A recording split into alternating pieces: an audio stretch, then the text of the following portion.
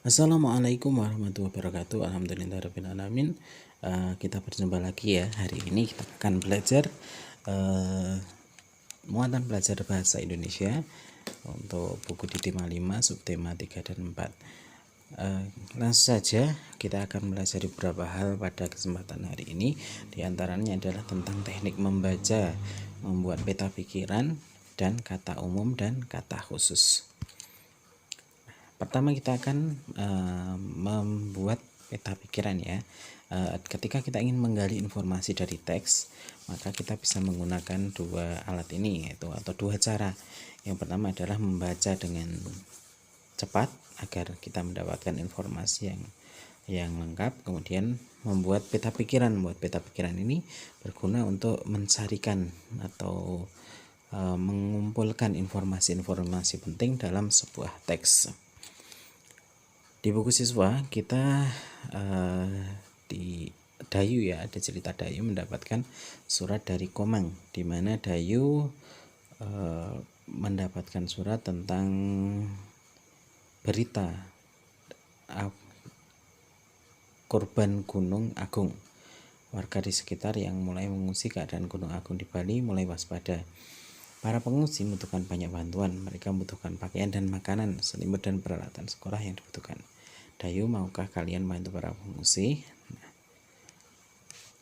Kejadiannya di mana? Kalau kita bertanya di situ, kapan kejadian? Kapan dan di mana kejadian terjadi? Di sekitar Gunung Agung. Kapannya adalah 2 Agustus 2017. Peristiwa apa yang diceritakan dalam surat itu? Apa yang ada di sana? Itu adalah tentang korban pengungsian korban Gunung Agung. Korban Gunung Agung yang statusnya mulai waspada. Kemudian mengapa peristiwa terjadi? Karena aktivitas Gunung Agung yang berubah mulai waspada. Kemudian siapa yang melihat peristiwa itu? Warga sekitar ya, warga sekitar Gunung Agung. Kemudian di Bali, bagaimana menanggulangi peristiwa itu? Karena pengungsi membutuhkan banyak bantuan, jadi dibutuhkan bantuan untuk para pengungsi. Nah, cara membuat peta pikiran ketika kalian membaca, kemudian kalian ingin meringkas bacaannya, misalnya ada bacaan yang panjang gitu ya, bacaan yang panjang dan kalian ingin meringkas bacaannya, kamu bisa menggunakan peta pikiran. Peta pikiran ini pertama kita membaca dulu bacaannya dengan seksama, kemudian kita membuat peta pikiran poin-poinnya. Caranya kita bisa menggunakan rumus 5W1H gitu ya. Ada what apa, when kapan, who siapa, where di mana, why mengapa, dan how bagaimana kejadiannya itu terjadi. Maka dengan 5W1H ini kamu akan mendapatkan informasi penting yang ada di dalam teks tersebut. Kemudian setelah menjadi peta pikiran, kalian rangkum hasil peta pikiran kalian dengan kalimat efektif sehingga lebih mudah untuk dipahami pembaca ketika akan membaca ringkasan kalian. Nah, ini 5W1H. Apa itu 5W1H? Biasanya seorang penulis ketika akan menulis informasi, maka dia akan memikirkan atau 5 hal ini dan 6 hal ini. Yang pertama, apa kejadiannya? Kejadian apa yang terjadi di sana? Kemudian siapa pelaku atau korbannya atau yang menolong atau yang terlibat ya, orang-orang yang terlibat di dalam kejadian itu. Kemudian when, kapan kejadiannya itu terjadi. Kemudian W yang keempat, where itu di mana kejadian itu terjadi. Why, mengapa kejadian itu bisa terjadi, dan how, bagaimana kejadian itu terjadi atau tadi solusinya seperti apa gitu ya. Nah, ketika seorang mengetahui 5W1H ini, maka bisa membuat ringkasan dengan dari inti dari tulisan yang dibacanya. Misalnya ini ya tadi, setelah kita membuat peta pikiran, isi surat Dayu, kapan kejadiannya di mana, kapan dan di mana kejadian itu terjadi, peristiwa apa gitu ya, what, mengapa, why, siapa, who, dan bagaimana, how gitu ya. Itu sudah ada. Kalau ya kenapa ada 5? Nah, yang satu kapan dan di mana, when dan where ya, sudah ada 5 W 1H. Ketika kamu sudah bisa membuat atau meringkas membuat peta pikirannya, maka kamu akan lebih mudah ketika kamu ingin membuat ringkasannya. Kejadiannya apa gitu ya, terjadi di mana, kapan, mengapa bisa terjadi, siapa yang menjadi korban, siapa yang terlibat dalam itu, bagaimana solusinya. Nah, itu jika 5W1H itu ditulis, maka informasinya sudah lengkap. Dan ringkasan memang harusnya memberikan, walaupun ringkas, tapi tetap memberikan informasi yang lengkap terhadap suatu tulisan. Teknik membaca. Di antara materi yang akan kita pelajari hari ini adalah tentang teknik membaca. Ada teknik membaca cepat. Apa itu membaca cepat? Membaca cepat adalah suatu keterampilan. Keterampilan tersebut akan berkembang apabila dilakukan secara rutin dan berkesinambungan melalui latihan yang intensif. Membaca cepat adalah proses memahami suatu bacaan dengan kecepatan tinggi. Dengan demikian, dalam waktu yang relatif singkat, seorang pembaca cepat dapat memahami bacaan yang relatif banyak. Setelah membaca sebuah teks, tentunya kita harus mampu mengungkapkan pokok isi teks tersebut, karena tujuan terpenting dari membaca adalah dapat memahami pokok-pokok isi bacaan. Pokok isi bacaan biasanya tersebar dalam paragraf-paragraf. Pokok-pokok tersebut dikenal dengan pokok pikiran utama atau ide pokok. Setiap paragraf hanya memuat satu pokok pikiran dan didukung oleh beberapa kalimat sebagai pikiran penjelasnya. Teknik yang pertama adalah membaca skimming. Apa itu membaca skimming? Membaca skimming itu bisa juga disebut dengan membaca tatap atau scanning ya. Yang pertama adalah membaca scanning atau membaca tatap. Ini disebut juga membaca mindai. Ini adalah membaca dengan sangat cepat. Teknik membaca ini berguna untuk mencari beberapa informasi secepat mungkin. Biasanya kita membaca kata per kata dari setiap kalimat yang dibacanya. Dengan berlatih teknik membaca mindai ini, seorang bisa belajar membaca untuk memahami teks bacaan dengan cara yang lebih cepat. Tapi membaca dengan cara memindai ini tidak asal digunakan. Jika untuk keperluan untuk membaca buku teks, puisi, surat penting atau dari ahli hukum dan sebagainya, perlu lebih detail membacanya. Langkah-langkahnya seperti apa? Yang pertama, perhatikan penggunaan urutan seperti angka, huruf, langkah pertama, kedua, atau selanjutnya. Kemudian carilah kata yang dicetak tebal, miring, atau yang dicetak berbeda dengan teks lainnya. Terkadang penulis menempatkan kata kunci di batas paragraf. Kenapa kita perlu untuk menggunakan membaca scanning ini? Tujuannya apa itu ya? Tujuan dari membaca scanning adalah mencari informasi dalam buku secara cepat, menemukan informasi yang telah ditentukan pembaca. Pembaca telah menentukan kata yang dicari sebelum kegiatan scanning dilakukan. Pembaca tidak membaca bagian lain dari teks kecuali informasi yang dicari. Mendapatkan informasi spesifik dari sebuah teks biasanya dilakukan jika Anda telah mengetahui dengan pasti apa yang Anda cari, sehingga berkonsentrasi mencari jawaban yang spesifik. Cara yang kedua adalah membaca skimming. Membaca skimming ini adalah membaca sekilas atau membaca cepat untuk mendapatkan suatu informasi dari yang kita baca.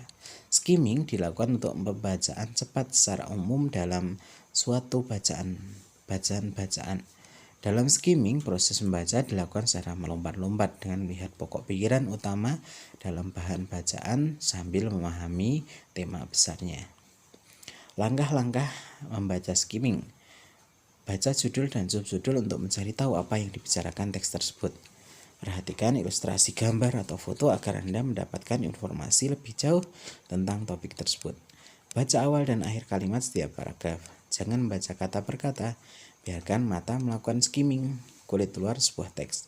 Carilah kata kunci. Lanjutkan dengan berpikir mengenai arti teks tersebut. Tujuan skimming adalah sebagai sekedar menyapu halaman. Pengertian yang sebenarnya adalah suatu keterampilan membaca yang diatur secara sistematis untuk mendapatkan hasil yang efisien untuk berbagai tujuan.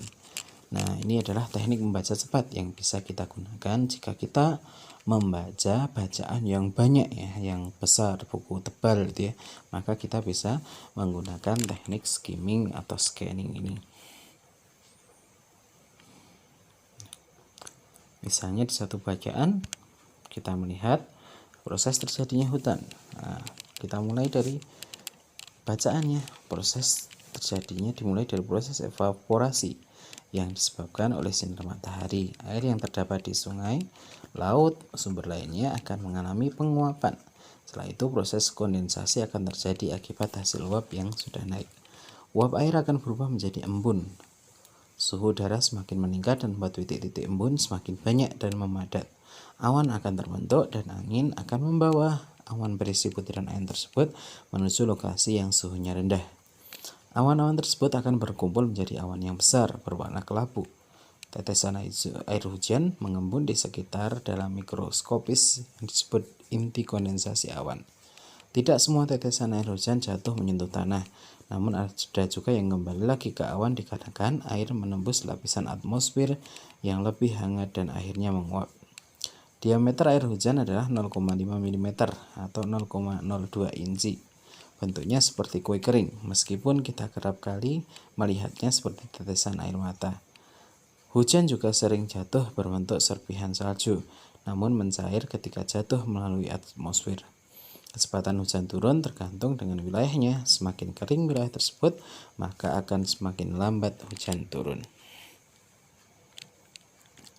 Jika kita menemukan kata sulit dan bacaan, maka kita bisa menggunakan kamus bahasa Indonesia.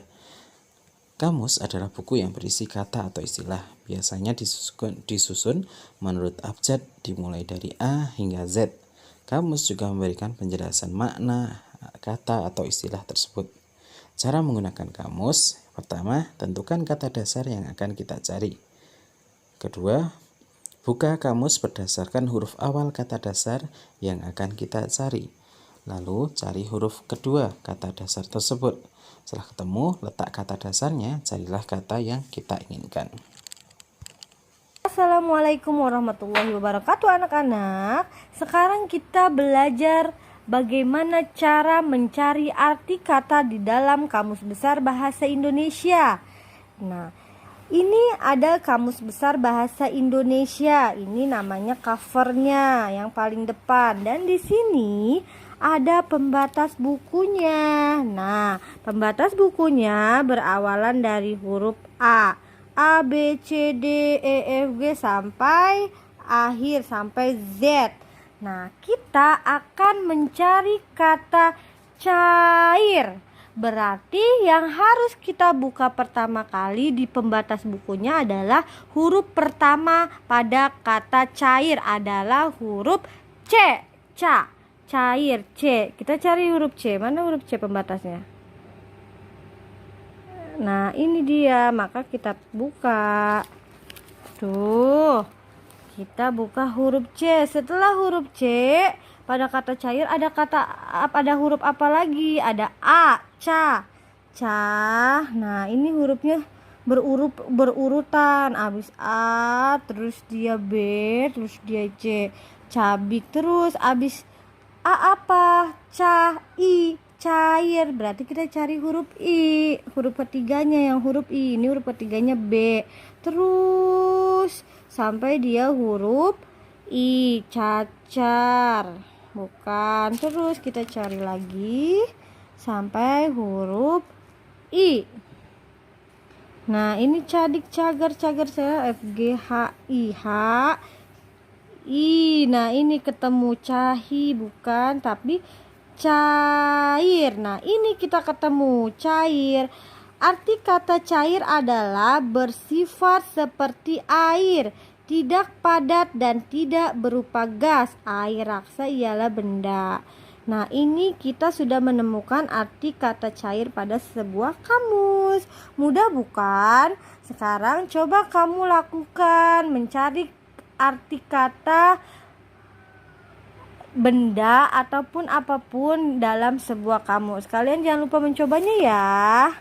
Wassalamualaikum warahmatullahi wabarakatuh.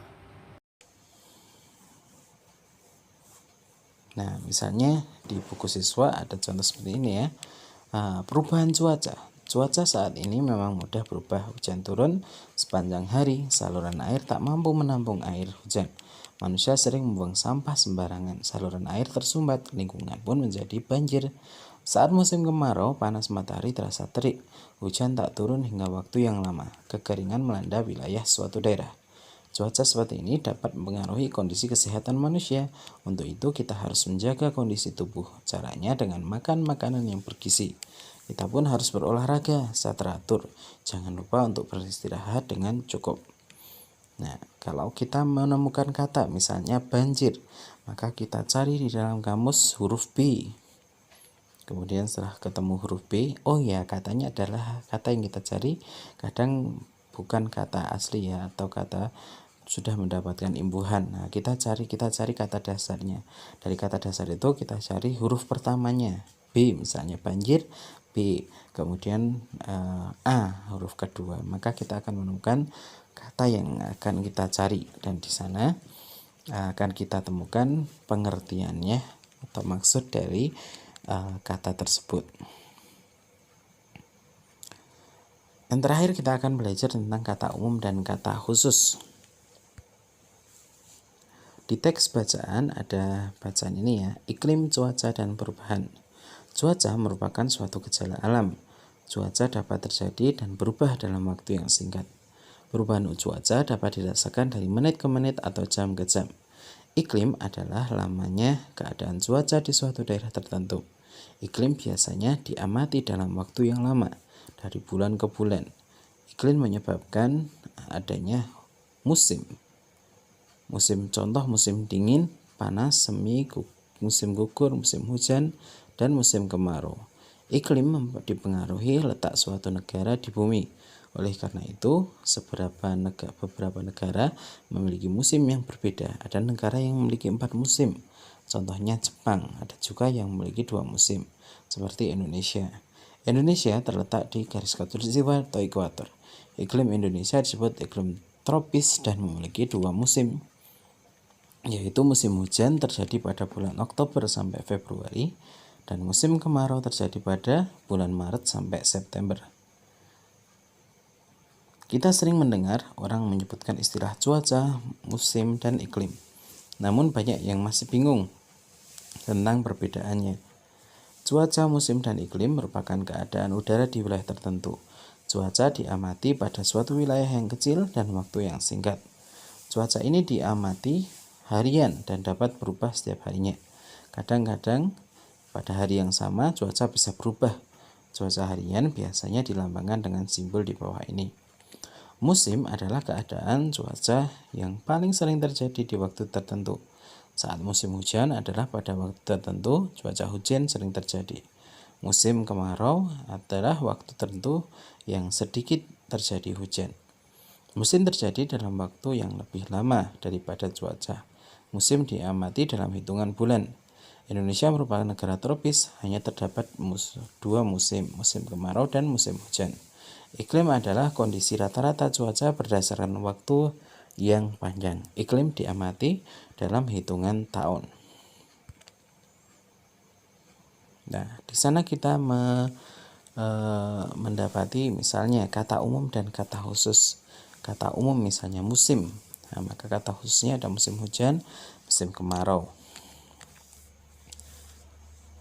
Kata adalah satuan unit terkecil dari bahasa. Kata dalam bahasa Indonesia dibagi menjadi 2 jenis, yaitu kata umum dan kata khusus. Apakah yang dimaksud dengan kata umum serta kata khusus? Ini adalah pembahasan detail tentang kata umum dan kata khusus beserta contoh pemakaiannya dalam kalimat. Kata umum adalah kata yang mempunyai makna serta cakupan pemakaian yang lebih luas. Kata khusus merupakan sebuah kata yang ruang lingkup serta cakupan maknanya lebih sempit. Pada umumnya, kata umum mempunyai beraneka ragam kata khusus.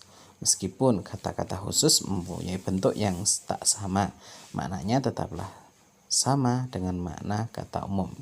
Misalnya, kata umumnya melihat, kata khususnya adalah menyaksikan, memelototi, melirik, menengok, memandang, mengamati, dan memperhatikan.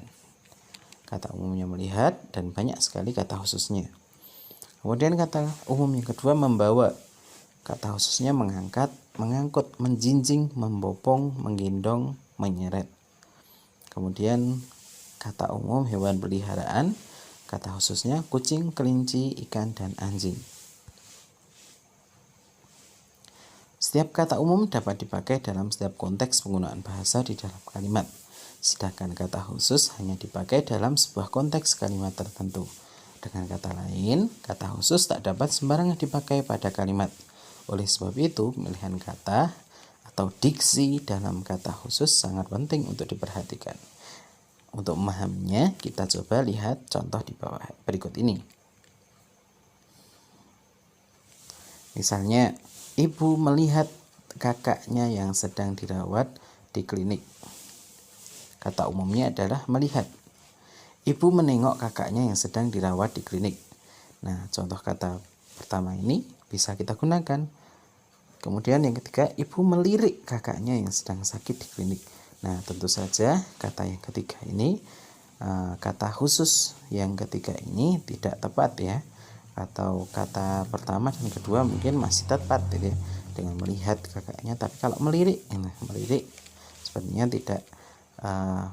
tidak mewakili kata menjenguk atau menengok orang yang sedang sakit. Nah, inilah kata khusus tidak selalu bisa dipakai untuk dalam konteks tertentu walaupun artinya sama. Contoh yang lain, misalnya Ibu Yani membawa karung padi yang sangat berat. Kata umumnya adalah membawa. Kemudian kata yang kedua, Ibu Yani memikul karung padi yang sangat berat. Ya, karena karung padi yang sangat berat biasanya membawanya adalah dengan memikul. Kata khususnya memikul, sama-sama maknanya membawa, tapi memikul ini lebih kepada membawa yang berat ya. Kemudian yang ketiga, Ibu Yani menjinjing karung padi yang sangat berat. Tentunya ini kurang tepat ya penggunaan kata khusus menjinjing pada kata yang ketiga ini, karena menjinjing ini biasanya membawa benda-benda yang ringan gitu, bukan yang berat. Demikian pembelajaran kita pada hari ini, semoga bermanfaat. Terima kasih atas perhatiannya.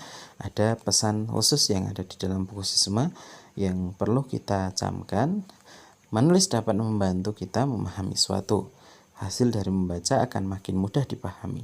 Caranya dengan menuliskan informasi yang kita dapat dari bacaan. Rajin-rajinlah menulis hasil bacaanmu. Menulislah dengan kalimat baik dan mudah dimengerti. Terima kasih. Assalamualaikum warahmatullahi wabarakatuh.